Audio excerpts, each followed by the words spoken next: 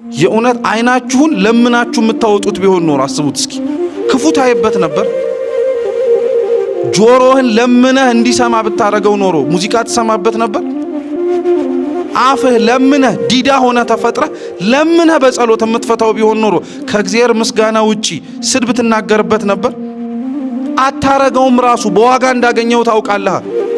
አያችሁት? እግዚአብሔር በነፃ ብዙ ነገር ሲሰጥ ግን እኛ ዋጋ ቢስ አረግን የማይወስደው መሰለን። ሁሉም ነገር እኛ ውስጥ ያለው ዋጋ ተከፍሎበታል። ሁሉም ነገር ልውሰደው ካለ ትላንትናና ነገር ራሱ አይከለክለው። ሰዓታትም እግዚአብሔር አምላክ አይከለክለው።